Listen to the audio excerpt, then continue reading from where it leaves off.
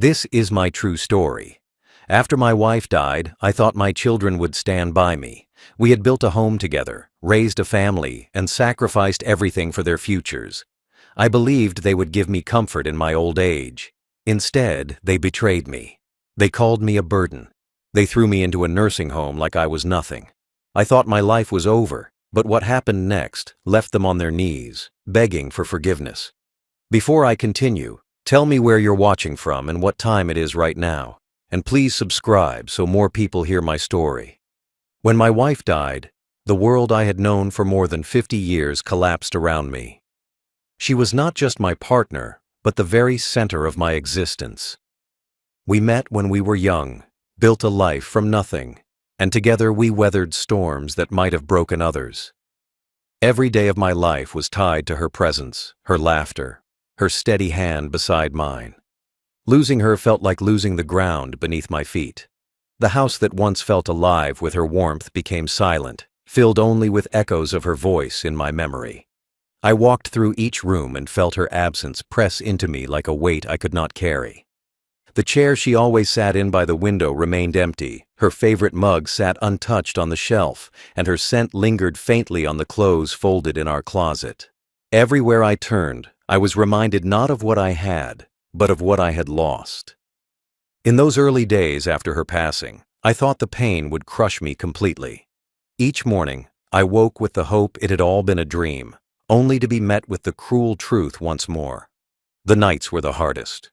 I would lie in bed reaching out instinctively to the space beside me, only to find it cold and empty. For over 50 years, we had fallen asleep side by side, whispering small words before drifting off. Now the silence of the night screamed at me louder than anything else. Grief became my constant companion, pulling at my chest, leaving me gasping for air as though life itself had abandoned me. Through it all, the only comfort I could cling to was the family we had built together. She and I had raised children with love and sacrifice. We had given them everything we could, our time, our money, our strength, our youth, believing they would carry our legacy with gratitude. I told myself that even though my wife was gone, her spirit lived on through them. I imagined they would step forward in this darkest time, hold me up when I stumbled, remind me that family was still strong, still united. I thought their arms would be the place I could collapse into when the weight of loss became too much to bear. I told myself over and over, they will be here for me. We raised them right. They will not let me walk through this alone. I placed all my faith in them because I had nothing else left. Every sacrifice I had made through the decades, every decision to put their needs above mine, came rushing back to me now as I grieved. I remembered the long hours I worked, missing sleep and meals, so they could have an education. I remembered going without new clothes, so they could attend weddings in suits and dresses I paid for. I remembered selling pieces of land to cover down payments for their houses when they were starting families of their own. I remembered giving quietly, never asking for thanks, because I believed love did not need recognition. All of it was worth it, I thought, because when the time came, they would take care of me. That was the promise I believed family always kept. But grief has a way of revealing truths you never wanted to see. As the days turned into weeks, I waited for the comfort that never came. The phone stayed silent. The visits were rare. The words they spoke to me felt distant, rehearsed, almost impatient. I told myself they were grieving too, that perhaps they just needed space. Yet deep inside, a small voice whispered that something had changed. My wife had been the bond that tied us all together. Without her, the strings were fraying, and I could feel myself slipping further from their circle. Still, I held on to hope. I told myself they would not abandon me. Not now. Not after everything. Each night, I sat by the window with her photograph in my hand. I spoke to her softly, telling her how much I missed her, telling her how I believed the children would eventually step forward. I told her that the love we had poured into them would not be forgotten. I told her that the family we built would honor her memory by standing by me. But as the days dragged on, the silence of the house only grew heavier. I was alone, and though I clung to hope, a shadow of fear began to creep into my heart. What if I was wrong? What if the family I had given everything to no longer saw me as a pillar, but as a burden? Grief was already tearing me apart, but the thought of abandonment was something darker, something I could hardly let myself imagine. I still trusted them then, still believed they would not let me fall. Yet, as I stared at the empty seat where my wife once sat, I could not ignore the truth forming quietly in the back of my mind. The real test of family was not in moments of joy, but in moments of sorrow. And I was about to learn just how fragile that bond had become. I always thought betrayal was something that came from enemies or strangers, not from your own children. But I learned that the deepest wounds are not from outsiders. They come from those you raised, those you trusted, those you gave everything to without hesitation. After my wife's funeral, the days blurred together. I expected my children to come close, to help me through the loneliness, to give me reasons to keep going. Instead, they began to pull away. At first, it was small things, shorter phone calls, less time spent sitting with me, fewer visits. I tried to ignore it, telling myself they were busy with their own families. But then their words began to change. They no longer spoke to me with softness or patience. Their voices hardened. They told me I was too old to be left alone, that I was incapable of living without help. At first, I thought they were concerned for my safety, but soon I realized their concern was not love. It was convenience. Within weeks of burying the woman I had spent my life with, my children gathered and told me it was time for me to leave my home. The home my wife and I had built together brick by brick, the home where we had celebrated birthdays, holidays, and anniversaries.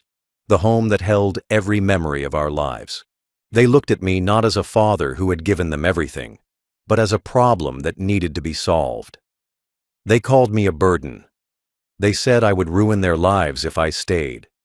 They told me they had their own families to care for, and that I was too old to manage on my own. Every word cut me deeper, because it came not from strangers, but from the mouths of the children my wife and I had raised with love and sacrifice. I wanted to fight back, to remind them of everything I had done, but grief had weakened me. My wife was gone, my strength was fading, and I was too tired to argue. I stood there as they spoke, their voices firm, their decision already made. My heart pounded in my chest, not just from sorrow, but from disbelief. How could they say these things to me? How could they look at their father, the man who had worked day and night to give them lives of comfort, and see nothing but a burden? I wanted to believe it was just a mistake, that maybe they were speaking out of stress or fear. But their eyes told me the truth. There was no love in them in that moment, only impatience, only cold calculation. And then came the day they acted on their words. They packed my belongings into bags without asking me. They loaded them into their car while I stood helplessly watching. The house I had lived in for decades, the home that carried the spirit of my wife, slipped away behind me as they drove me off like I was unwanted furniture being hauled away. My heart ached with every passing street because I knew I was not going somewhere I wanted. I was being discarded. They brought me to a nursing home. The building stood tall and gray, its windows lined with curtains that all looked the same, its halls sterile and cold. I stepped inside with trembling feet, clutching the last pieces of my life, and felt my soul shrink. The staff greeted me with polite smiles, but their faces were not those of family. I was assigned a small room with plain walls and a single bed. My wife's photograph was the only warmth I had left to cling to. As I sat on the edge of that bed, I realized what had happened. I had not just lost my wife. I had lost my children too. The betrayal was sharp and merciless. They did not come often after that. Visits were rare, sometimes weeks apart. And when they did appear, it was with hurried steps and impatient voices. They spoke more to the staff than to me, treating me like a duty, not a father. I had become something to check off their list, not someone to love. The meals they left me with were bland and cold, and the days stretched endlessly as I sat in silence, staring at the walls.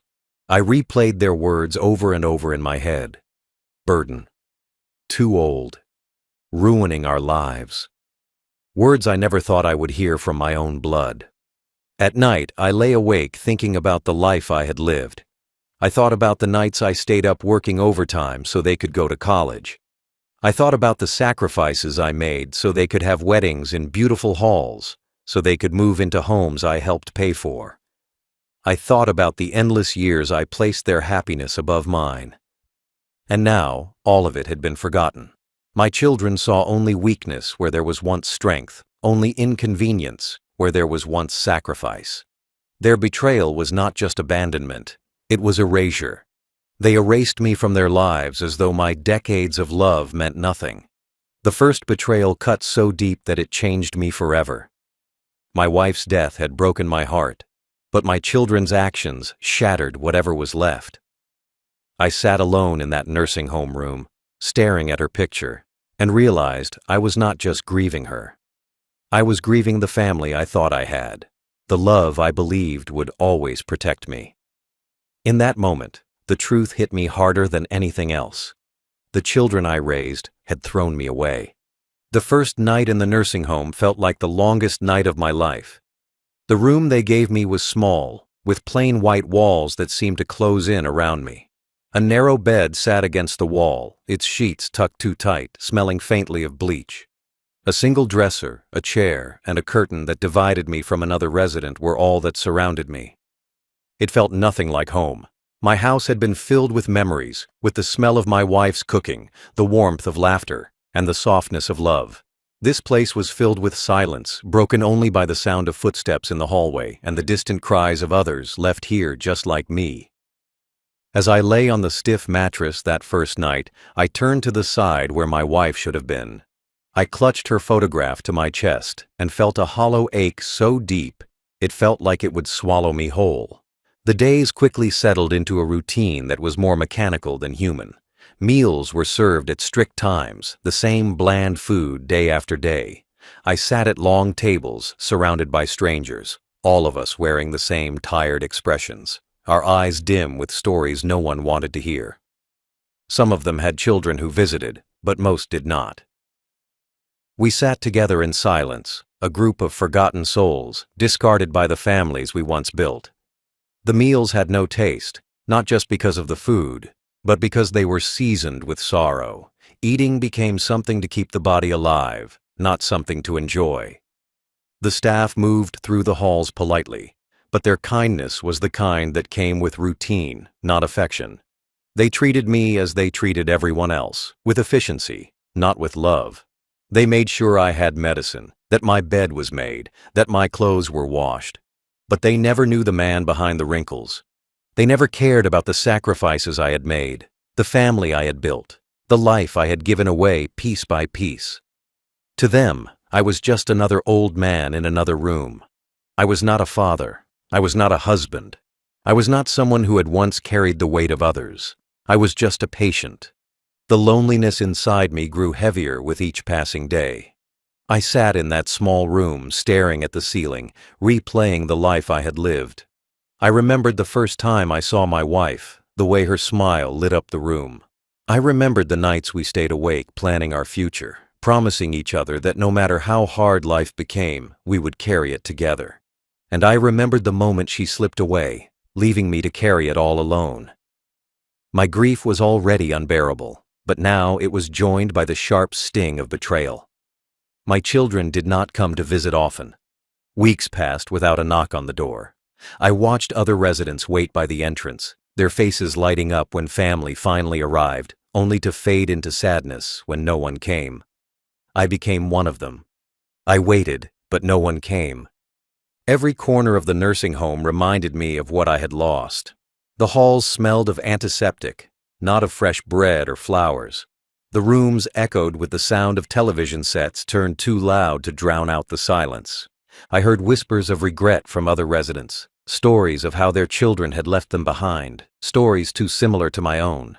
It became clear to me that this was not just a place of care, it was a place of abandonment, a place where families sent their elders to fade quietly out of sight, a place where those who once gave everything now waited to be forgotten.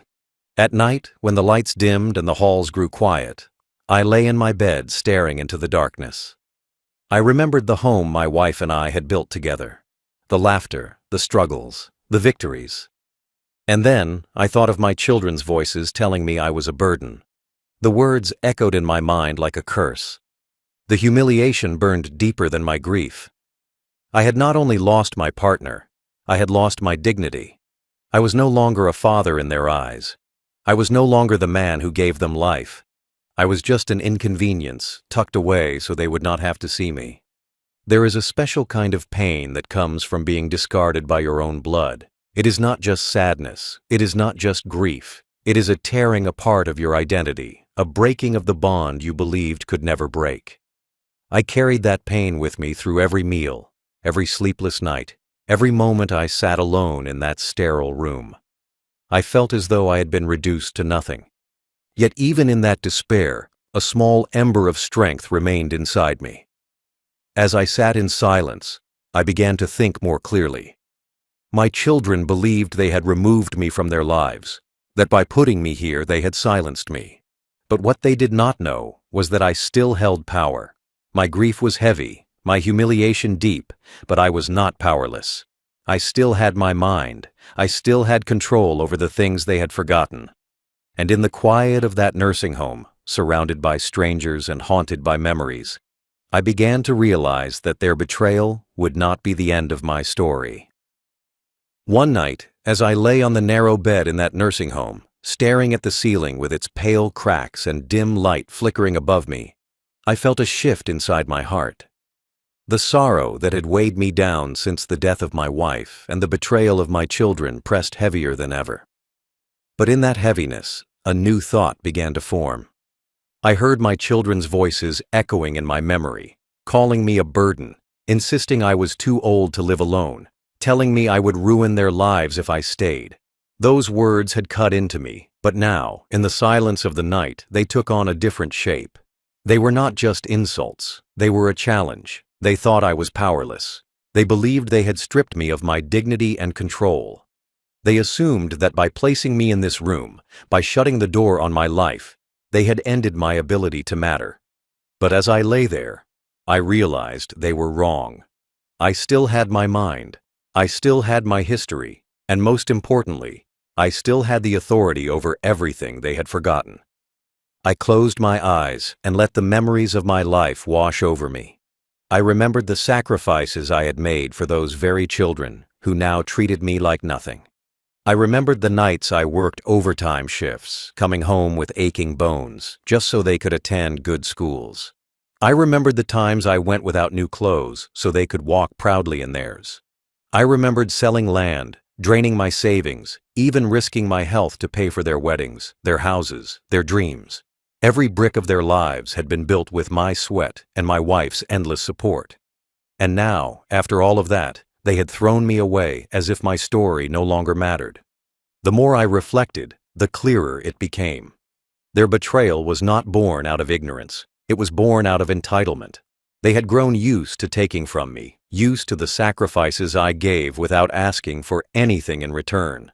They believed that my role as father and provider was endless, that my worth was measured only by what I could give them, not by who I was. And now, in my old age, when they could no longer take more from me, they decided I was useless. Their arrogance blinded them to the truth, that I had not only built their lives, but I still held the strings to the future they expected to inherit. That night, as the halls of the nursing home fell silent and the faint sound of someone crying down the corridor drifted into my room, I made a promise to myself. I would not let their betrayal go unanswered. I would not leave this world with the memory of being discarded like waste. I would not let my children believe they could erase me while still waiting greedily for what I had left behind. My grief was deep, but my determination grew deeper. They thought they had won by locking me away, but they had overlooked one truth. I still had power. I turned my head and looked at the photograph of my wife sitting on the small table beside my bed. Her smile stared back at me, full of the love we had shared, the sacrifices we had made together. In that moment, I felt her presence stronger than ever. It was as if she was telling me not to surrender, not to let our life's work be wasted on ungrateful hearts. I whispered in my mind a promise to her. I would protect what we built. I would make sure our sacrifices were honored. I would not let the legacy of our lives fall into the hands of those who had abandoned me in my weakest hour. From that night forward, my sorrow began to harden into resolve. Each day I sat in that nursing home, I appeared quiet and frail on the outside, but inside I was planning. I ate their bland meals, nodded politely at the staff, endured the silence. But my mind was sharper than ever. My children thought they had taken everything from me. But they had forgotten that I was still the one in control of the things that mattered most. They had forgotten that the deeds, the accounts, the investments, the house, all of it was still in my name. They believed my signature no longer mattered. But I knew the truth. As long as I lived, my hands, no matter how old, still held the pen that could change everything. The quiet reflection in that sterile room gave me strength I didn't know I still had. They had underestimated me, and in doing so, they had given me the weapon I needed. They thought they had silenced me, but in reality, they had freed me to act without them watching. Their betrayal had hurt me deeply, but it had also opened my eyes. I no longer longed for their love. I no longer begged for their respect. I no longer wished for their comfort. They had shown me who they were, and I accepted it. My only focus now was justice. Not through anger or shouting, but through action. Through the quiet power of choices they could not undo. And so, in the silence of my small room, I began to prepare. My grief had broken me, but my reflection had rebuilt me. I was no longer just the old man they had abandoned. I was the father who still carried the power to shape their future, and I was ready to use it. My children thought by putting me in that nursing home, they had taken everything from me. They thought I was too weak to live alone, too fragile to make decisions, too powerless to matter anymore. They believed my role as father ended when they shut the door to my house and left me here. But what they forgot was the truth that had carried me all my life. I was the one who built everything they now enjoyed. Every brick, every account, every piece of property. They existed because I worked for them. They thought they had stripped me of control, but they had forgotten that I still held the key to it all. The nursing home bills they never cared about, they were paid from my accounts. They didn't ask how. They didn't bother to wonder where the money came from. They assumed someone else was handling it, or that it was just taken care of. But it was me. I had arranged it all. Even in the loneliness of my new room, I had kept everything in order. The house where they grew up, the very place they ripped me from, was still in my name. They thought moving me out meant claiming it for themselves, but legally, it was never theirs to take. The land, the savings, the investments I had quietly nurtured over the years, they were still mine. My name was still the one on every paper that mattered. My children had lived so long with the idea that I was only there to give. They had forgotten what I truly controlled. They forgot how carefully I had built our life. I was never careless with money. While they spent freely, I had saved. While they thought about comfort, I thought about security. I had invested in things quietly, never telling them, because I wanted to make sure there was always a safety net. They never asked where it all came from, never questioned how things stayed afloat when times were hard. They assumed it was luck, or worse, that it was simply owed to them. But it wasn't luck. It was me. It was my planning, my sacrifice, my sleepless nights making sure bills were paid and futures were secured. And now, as I sat in that nursing home room, I realized their blindness was my greatest weapon. They had abandoned me because they believed I had nothing left to give. But in their arrogance, they forgot that I still held everything they wanted. They forgot that as long as I breathed, my hand could sign away their inheritance. They forgot that the wealth they expected to fall into their laps was not theirs, not yet, and perhaps never would be. I began to look at the papers in my mind. The deeds to the house, the savings accounts that had grown slowly but steadily, the investments in businesses that had multiplied in value, The small pieces of land I still owned quietly, the ones they didn't even know existed. Every single one of them was in my control. I thought about how they would react if they discovered it. I imagined their faces when they realized the man they threw away was still the man who decided their future. That thought gave me strength. That thought lit a fire in me that grief had almost extinguished. They assumed my signature no longer mattered, but it did. Every check, every document, every will, it was still me. And as I sat alone, I realized I could use that truth not just to protect myself, but to deliver justice. My wife and I had worked too hard to let our legacy be squandered by ungrateful hands. She had trusted me to guard what we built. And now, as I looked at her photograph by my bed, I knew what I had to do. They forgot that I was not helpless. They forgot that old age does not erase power. They forgot that a man who once built a family from nothing still knew how to protect what he owned. They thought by locking me away they had won, but in reality, they had left me free. Free to act without their eyes watching me. Free to make choices without their interference. Free to decide once and for all who deserved the fruits of my life's labor. And so, the secret they forgot became the seed of my justice. I was still in control. I still had everything they wanted. And soon, they would learn that abandoning me came with a price greater than they ever imagined. Once the truth settled in my heart, that my children had abandoned me but I still held the power they had forgotten, I knew I could not leave things as they were. Grief had broken me, betrayal had humiliated me, but now I had clarity. I could not change what they had done.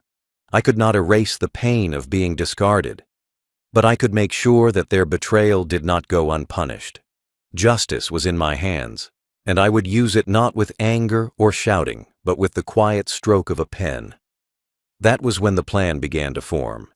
In the sterile silence of that nursing home, I thought of every sacrifice I had made for them, and the anger inside me turned into resolve.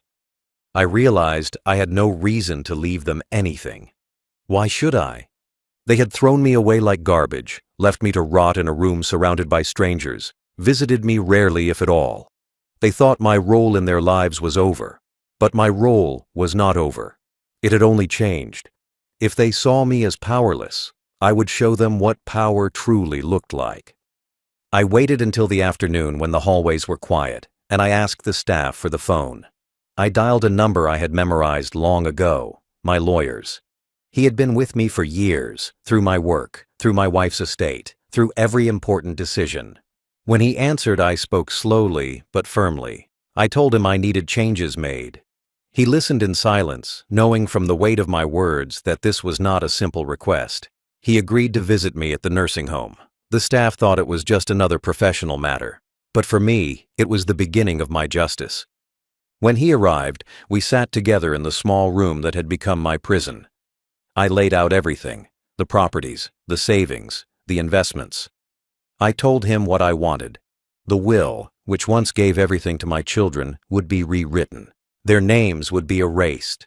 Their inheritance would vanish. Instead, I chose new heirs. Charities that cared for the elderly, organizations that fed the hungry, and a few loyal friends who had shown me more kindness in my later years than my own blood had. I made sure that everything was airtight, every document legal, every signature binding. My children would not be able to contest it. The law would hold my decisions stronger than their greed. But I didn't stop there. I asked him to transfer properties and accounts into trusts. I wanted layers of protection, barriers they could never break through, no matter how hard they tried. I wanted the house sold, the land divided, the accounts secured in ways they could never touch. I wanted every move planned so carefully that when the day came, they would realize too late that their father had outsmarted them. I could almost see their faces in my mind. The shock, the disbelief, the anger. And that vision gave me strength. The plan grew with each conversation. I instructed my lawyer to leave behind a letter, one final message that would confront them with the truth of what they had done. I wanted them to read my words and feel the weight of their choices. I wanted them to understand that wealth is not owed, it is earned, and they had forfeited their right to my legacy the moment they abandoned me. I wanted them to see that respect cannot be demanded from someone you betrayed. In the quiet evenings after my lawyer's visits, I sat in my small room and thought about my wife. I pictured her smile, her hands in mine, her faith in the family we had raised. I whispered to her that I was protecting what we built, that our life's work would not be wasted on ungrateful hearts, that justice would be served not through anger but through action. And in those moments, I felt her presence beside me, as though she approved, as though she gave me the strength to keep going. The plan was simple but powerful. My children believed they had taken everything from me, but in truth, I was preparing to take everything from them. They thought I was finished, but I was just beginning. Each paper signed, each decision finalized, brought me closer to justice. I was no longer the helpless old man they left in a nursing home. I was the father they had underestimated. And soon, they would see that underestimating me was their greatest mistake. Once the plan was set, I began the quiet work of carrying it out. My children believed I was locked away in a nursing home with nothing left to control, but they had no idea how much power still rested in my hands. They thought my days were filled only with bland meals and empty hours, but in truth, those hours became the time I used to secure my justice. Every call I made, every document I signed, every choice I put into place was another stone in the wall I was building between my ungrateful children and the future they believed was theirs. The first step was the house. The home my wife and I had built together had been more than just walls and a roof. It had been the heart of our family. Every holiday, every birthday, every moment of laughter and struggle had been tied to it. My children thought by forcing me out, they had claimed it for themselves. They assumed it would be theirs one day, a place to sell or live in, to profit from the sweat of my labor and the love of my wife. But with one signature, I stripped that illusion away. I had the house sold. The papers were signed legally, the transfer completed quietly, the money placed into accounts they could never touch. By the time they realized, it was already gone. The next step was the accounts. Over the years, I had saved, invested, and protected every coin with care. My children had grown up blind to where money came from, blind to the sacrifices that built their education, their weddings, their homes. They assumed that when I died, they would inherit what was left, but I made sure that inheritance was locked away forever. I worked with my lawyer to move my savings into trusts, directing the funds toward charities and causes I believed in. Elderly care homes that actually treated people with kindness, food banks that fed hungry families, scholarships for children who reminded me of my own youth. These became the heirs of my fortune. Every dollar I moved was a step further away from their greedy hands. The land was next. Quietly, without ever boasting about it, I had held on to pieces of property that had grown in value over the years. My children had no idea these even existed. To them, I was just the old man in a nursing home, stripped of everything. But I still owned pieces of the world they walked on. I transferred those too, ensuring they would never be able to claim them. Some went to friends who had stood by me, others to organizations that would make better use of them than children who abandoned their father. Piece by piece, I dismantled their expectations. Piece by piece, I erased them from my legacy. The nursing home payments were the last piece of security I arranged. I made sure that no matter what happened, I would live in comfort. Not luxury, not wealth displayed, but dignity. My bills were paid directly, drawn from accounts they could never access. My children never contributed a cent to my care, and I wanted it to stay that way. They could never claim they had helped me, never pretend they had stood by me. The truth was written in every payment they never made. The beauty of the execution was in its silence. My children did not know. They lived their lives as though they had won, as though their decision to throw me into a nursing home had closed the chapter of my importance. They carried on, thinking one day they would still profit from all I had built. They did not see the truth forming behind their backs. They did not see that with each paper signed, with each transfer completed, their names were erased further from the story of my life. By the time they would finally look, it would be too late. At night, After the papers were signed and the calls made, I sat in my room and looked at the photograph of my wife. I told her what I had done. I told her the house was sold, the accounts secured, the land protected. I told her our legacy would not fall into hands that disrespected us. I told her the charities, the strangers who still believed in kindness, the ones who gave love without asking for anything in return, those would carry our name forward. And in those quiet moments, I felt her smile. I felt her approval. The execution of my plan was not loud. There were no confrontations, no shouts, no angry arguments. It was quiet, methodical, unshakable. With every step, I reclaimed the dignity they had tried to take from me. With every step, I proved that abandonment does not erase power. With every step, I turned their betrayal into their downfall. By the time the plan was complete, everything was in place. My children still believed they had silenced me, but soon they would see the truth. They had put me in a nursing home, but I had put them out of my life. The months passed slowly in the nursing home. The seasons changed outside the window, but inside my small room, everything felt the same. Quiet, sterile, filled with routine. My children rarely visited, and when they did, their presence felt more like obligation than love. They asked short questions, never stayed long, and always seemed distracted. I could see it in their eyes. They no longer looked at me as a father, but as an old man who had already served his purpose. What they did not know was that the very future they counted on had already slipped from their hands. The execution of my plan was complete. My will had been rewritten, the assets transferred, the accounts secured. All that remained was time. I waited patiently, knowing the truth would one day reveal itself. That day came not because they cared about me, but because they cared about what they thought was theirs. It was after months of silence that I suddenly received an unusual visit. All of them came together, walking into the nursing home as though they were united. Their smiles looked forced, their words sounded hollow, and their eyes carried a hunger I recognized well.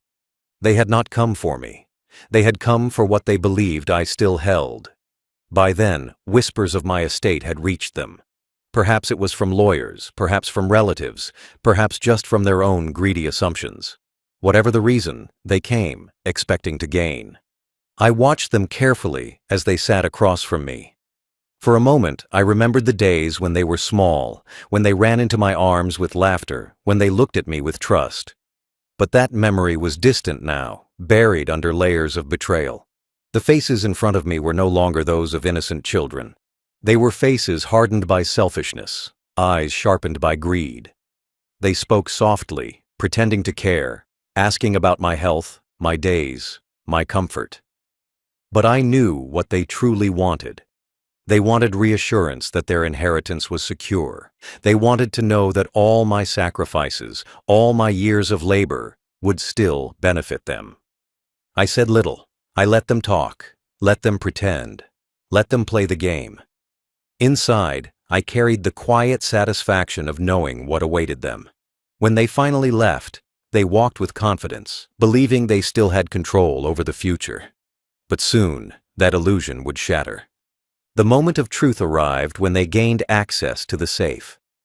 For years, they had known I kept important papers locked inside, and after pressuring the right people, they managed to open it.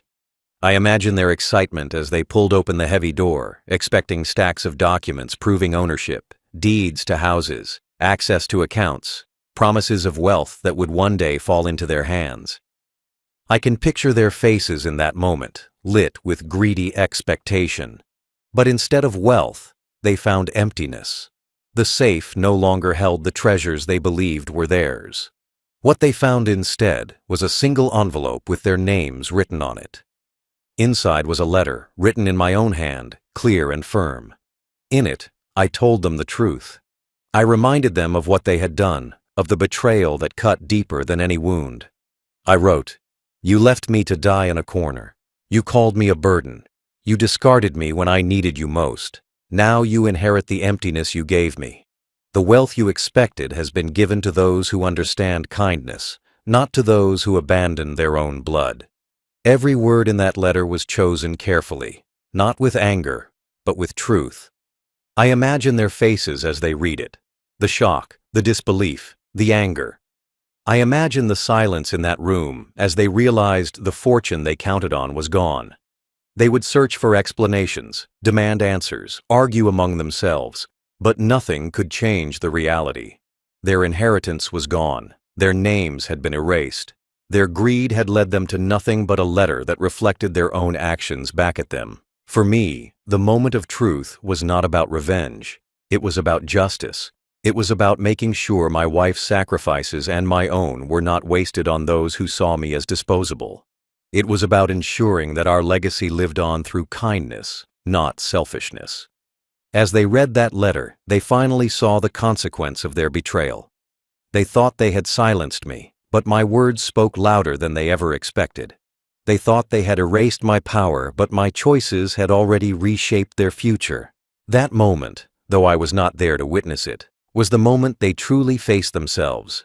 It was the moment they realized that the father they abandoned had not been powerless after all.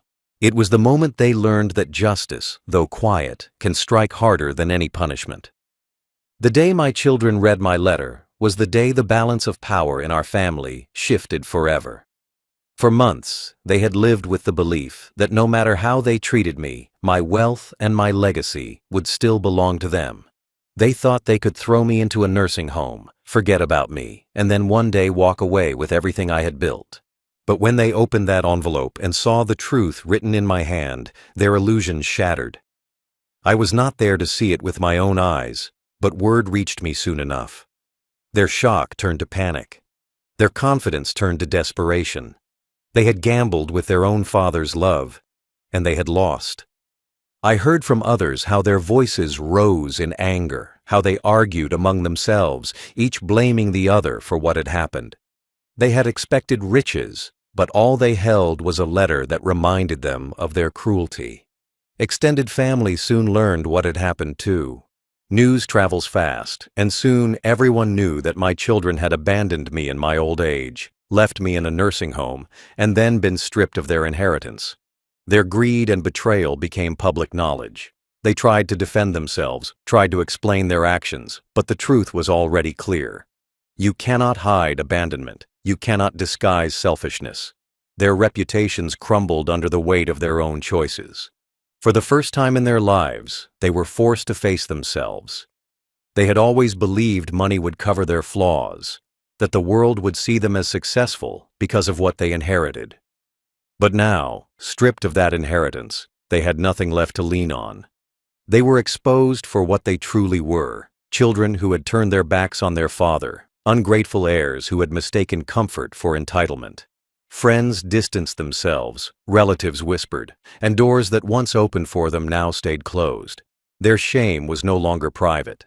It followed them wherever they went. And then, after weeks of silence, they came to me. For the first time since they had left me in that small, sterile room, they arrived not with arrogance, but with pleading in their eyes. They stood before me, begging for forgiveness. Their words were shaky, their hands trembling, their faces pale with desperation. They spoke of regret, of mistakes, of sorrow. But I could see through it all. Their tears were not born of love. They were born of loss. They were not grieving the father they had betrayed. They were grieving the fortune they had lost. I listened in silence.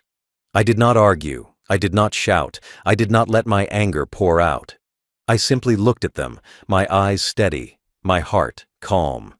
For years I had carried the pain of their betrayal, but now that pain had transformed into strength.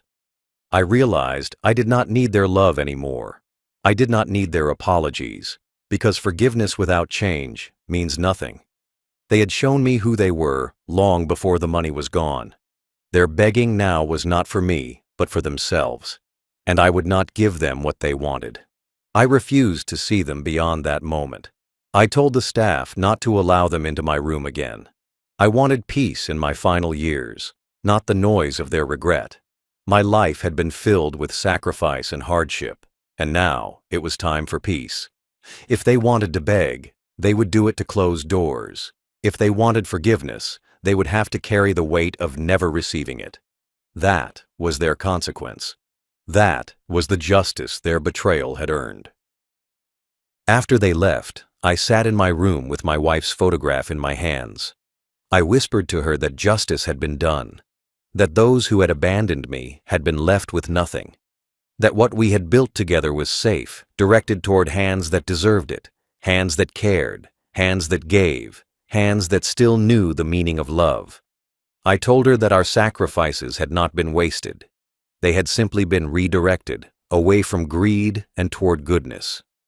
The fallout of their betrayal was not just their loss. It was my freedom. For the first time in many years, I felt free of their hold over me. They no longer had control of my heart, my mind, or my legacy. I had broken the chains they had tried to put around me, and as I sat in silence, I realized something profound. Sometimes justice is not loud or violent. Sometimes it is quiet, written in ink, sealed in envelopes, and carried out with patience. My children thought they had won by abandoning me, but in the end it was I who won by letting them inherit only the emptiness they gave me. Justice for me did not come in anger or shouting. It did not come in arguments or fights. It came in the silence of choices, in the steady way I used the little strength I had left to protect the dignity my children tried to strip away. They thought they had ended my story by putting me in a nursing home.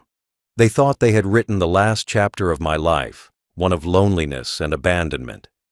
But the truth was, I was the one who wrote the ending. And in the end, it was not their names that remained tied to my legacy. It was mine and my wife's, carried forward with honor. In the nursing home, I began to notice something. While my children had abandoned me, strangers showed me more kindness than my own blood. The staff, though busy, greeted me with respect. A few residents sat with me at meals and shared quiet moments. Volunteers came in to read books or play music, and they looked at me not as a burden, but as a person with stories worth hearing. For the first time in a long while, I felt seen. These were not people connected to me by blood, but they treated me with humanity. And that reminded me of something I had forgotten. Family is not always about who is related to you. Family is about who shows you love, even when they have nothing to gain. As my health declined slowly with age, I found comfort not in the children I raised, but in the kindness of strangers who had no reason to care for me, yet did. My wealth, secured through careful planning, no longer belonged to those who turned their backs on me. Instead, it flowed into the hands of those who gave love freely. Charities that built homes for the poor, schools for children, and shelters for the forgotten received what my children once expected to claim. Friends who had stood by me, who still called and visited, received what they had earned through loyalty and respect. I made sure that my wife's name, tied to every piece of what we built, would live on in those causes. Her memory would not be stained by the greed of our children. It would be honored by acts of kindness carried out in her name. In my quiet room, I thought about the meaning of justice. Many would think justice means revenge, that it means hurting those who hurt you. But to me, justice was simpler. Justice was making sure that betrayal did not win. Justice was protecting my dignity when others tried to erase it. Justice was showing that abandonment cannot break a man who still has power in his choices. My children begged for forgiveness, but I did not give it. Not because I carried hatred, but because forgiveness without change is meaningless. They had shown me their true selves, and I could not pretend otherwise. My justice was in letting them live with the weight of what they had done, knowing the doors they closed on me could never be reopened. I spent my last years not as the man discarded by his children, but as the man who chose his own ending. I walked through the halls of the nursing home with quiet dignity, no longer longing for visits that never came. I stopped waiting at the window, stopped hoping for footsteps that would never arrive. I lived instead with peace, knowing that my life's work had gone where it was meant to go. The wealth I had saved, the properties I had built, the accounts I had guarded, they became tools of good, not rewards for betrayal. That was the justice I carried with me every day. And when the end finally came for me, I did not fear it. I closed my eyes with the knowledge that I had not let their betrayal define my story. My wife had gone before me, and I felt her presence waiting on the other side. I knew she would be proud, not because I had punished our children, but because I had protected what we built. Our sacrifices had not been wasted. Our legacy had not been stained. We had taken everything we earned with sweat, tears, and love, and we had directed it into the hands of those who would honor it. That was enough. That was justice. In the end, my children put me in a nursing home. But I put them out of my life. They believed they had the last word, but it was me who wrote the final line. And the final thought I leave behind is simple. They abandoned me in my weakest hour, but I left them nothing. They inherited only the emptiness they gave me. My justice was not loud, not cruel, but it was complete.